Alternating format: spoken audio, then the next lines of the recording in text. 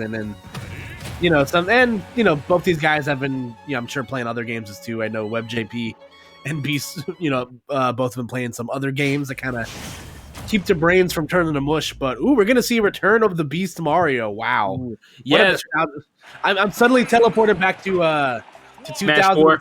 Smash 4 dubs. Yeah. It's Smash with Bay on a Sunday. I'm at the Encounter comic book shop. I just bought a tin of anime with store credit and $3. I'm definitely brought back here, but something that brings you back into the reality is the rope snake combo from WebbJP. So let's see if the Wi-Fi Mario is enough to get the job done for Beast here. Yeah, I mean, the thing is that Beast was always a Zard main at heart, and when we saw Beast kind of breaking out the dragon, pseudo dragon, if we're being completely honest, but for real, spiritually dragon, we're gonna go with that. Either the X or the Y evolution is dragon. Either way, when we see the Zard coming out, we know that this is what Beast always wanted to play. This is what he is at heart, is a Zard main. But then, whenever he lost confidence in the Zard, especially in doubles, he would always go to the Mario. And for some reason, that combination with him and Beast and Juice, that Mario and the Corrin, remember the doubles Corrin that Juice used to play? Yes. Yeah, would wreak havoc in doubles brackets, not just in Philadelphia, but really in all areas of Tri-State. So seeing this is definitely a throwback in more ways than one, Koopa, as WebbJP is handling the Mario for now. Yeah, and this is a matchup for Mario mains I've talked to. They're not particularly fond of it. Mario's biggest problem has already been range on his moves. The lack of disjointed hitboxes makes it really hard to approach on certain characters. And Lucas, while not necessarily known for his his super long range, he does have enough tools to camp you out to make it frustrating. And just like that, an excellent edge guard from WebbJP. That's going to be a hole that Beast has dug himself here right now, Stu. Yeah, I mean, the hole was kind of dug when he decided to go Mario, and I understand he's been doing this throughout the whole bracket. He actually, if you look on the bracket, exclamation point bracket, by the way, if you want to keep up with the action at home. But if you want to take a look at it, yeah, they've been doing it since at least the start of top 16, and I want to say the start of bracket as a whole. So either one, we should be thankful that he hasn't broken out the Fox, to be completely honest, or also just trying to reestablish his character, try to expand your character pool, and recognizing the shortcomings of the Pokemon Trainer set and trying to work the way around it. Mario seems to be the natural choice, and you know what? If you're going to be playing on Wi-Fi for a while, kind of makes sense to me. You gotta make sure that this is tournament ready somehow, Koopa, and well, you kind of have to have it be tournament ready if you're going to be facing off against the Lucas that is WebbJP. Yeah, no, Beast is trying to get himself on the board here, but it might be too little too late.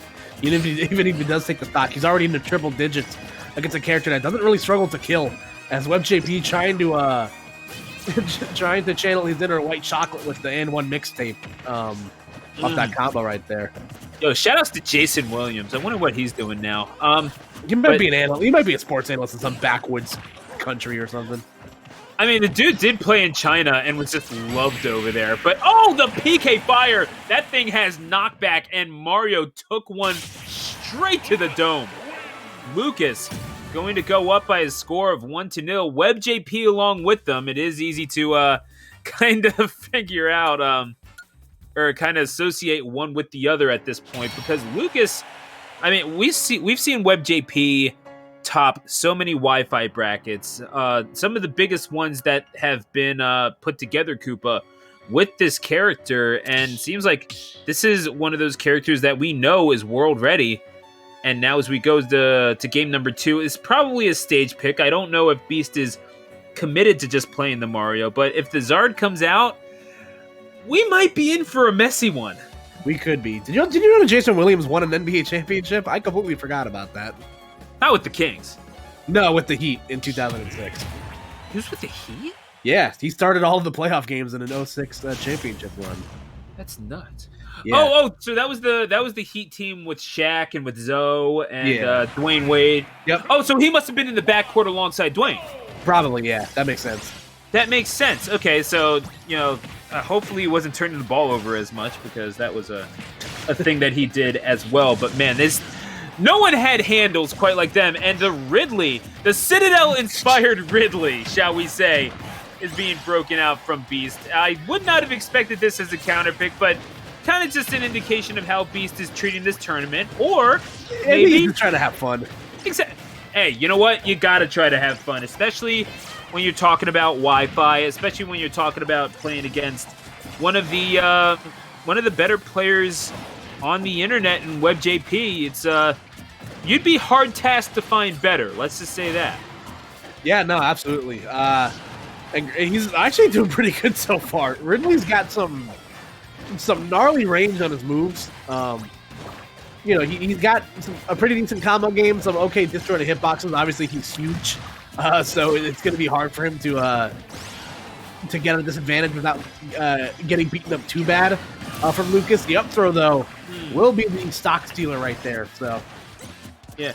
I mean, the range that Ridley provides with some of their aerial moves, especially that, remember Ridley Nair being a meme for like the first 2 weeks of Smash Ultimate? That was fun.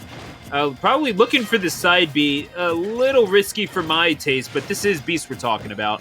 I mean, the space that Ridley can cover definitely makes sense if you want to try to neutralize some of Lucas's airspeed, but you know that Webb is going to be coming in with a button, so you got to be sure that these aerials are missing, and now that you're at kill percentage, you kind of have no choice but to try to land one of those back airs. You know WebbJP isn't going to be making that easy. However, you know what? Just throw the leg up there, see what happens, apparently. Yeah, no. Go for the bicycle kick, man. Crazy things could happen. But, yeah, Beast still on the back end of some percentage right now, so gonna have to make up some ground somehow. Yeah. Oh, my God. Gotta love it. The Pele-esque bicycle kick from Ridley. Is an agile boy, let me tell you. Not nearly as heavy as they look, and quite frankly... And absolute firecrackers, for sure. So. Oh, yeah, a golazo, absolutely. I could do the soccer references all day, but oh my goodness, that is a red card offense from WebbJP, a PK fire straight to the chest of the King of Pirates. And now, as we are down to a last stock situation for Beast, the Ridley, honestly impressive, catching the air dodge back to the stage. WebbJP didn't have a chance. Yes. That was really funny. Yeah, I don't know why. It was just very funny. It's funny how much of Beast's personality comes out in his play, isn't it? Like, I kind of love that about the guy. Yeah, there's definitely a Zam uttered right there. But right now, Beast has himself in the thick of things here. Like, I told you, man, Ridley's got some heat behind these hits. There was a meme going around for a while, for at least the first year of Ultimate, where you could not find a picture of Beast with their mouth closed. Well, guess what? When you play like Beast does, you earn the right to talk. And when you pick up Ridley and take down the Lucas of WebbJP in that sort of a fashion, I mean, who knows? You could be talking up a storm all the way into grand finals if you keep playing like this. Yeah, no, that was a solid game. So now we find ourselves in a winner-take-all situation. We shall see who comes out on top here. I did not think that was a winnable situation. I didn't think that was winnable at all for Beast, as we're going to take that and rewind it back. This is the last stock here. The pickup into the up air, I mean, it looks pretty well practiced, Koopa. Yeah, no.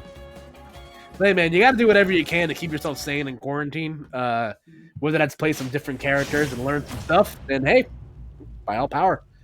I wish he wouldn't. I don't like any of Ridley's skins, man. He just looks like a shedding snake, and it just bothers me.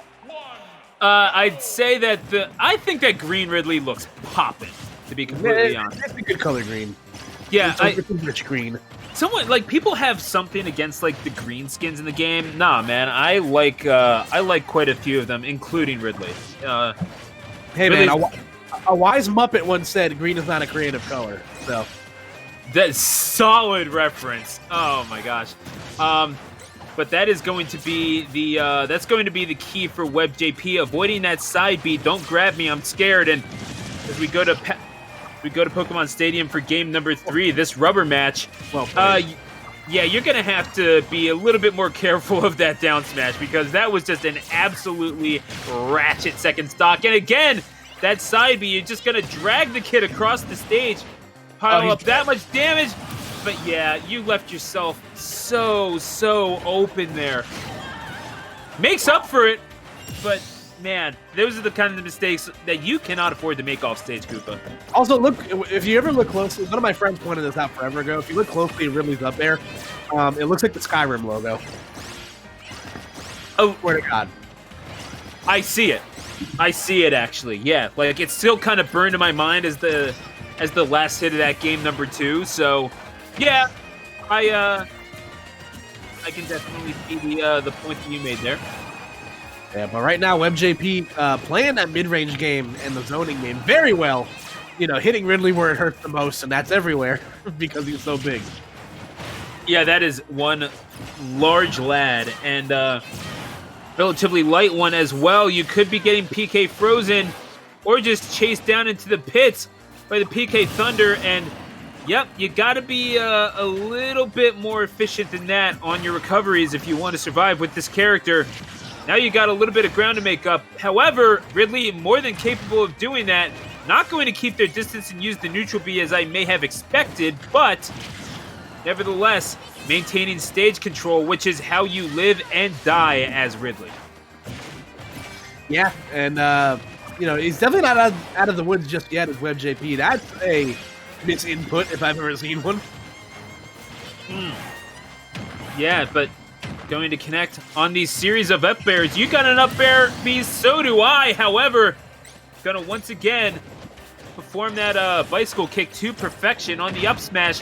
You're at 85%, but you have the tools with which to garner a significant advantage, but not if you keep getting poked with Desire like that. That being said, though, you know, Ridley, you know, typical heavyweight style, it'll only take a couple of hits to get Beast, you know, back in the thick of things here. That's true. You have such a large body, and the power that goes along with it. Got to be quick on that shield. Stay stationary when you have to. Trying to get the kill right there on one of the shortest stadiums in competitive Ultimate. However, not going to find it, and you're just going to get shuffled.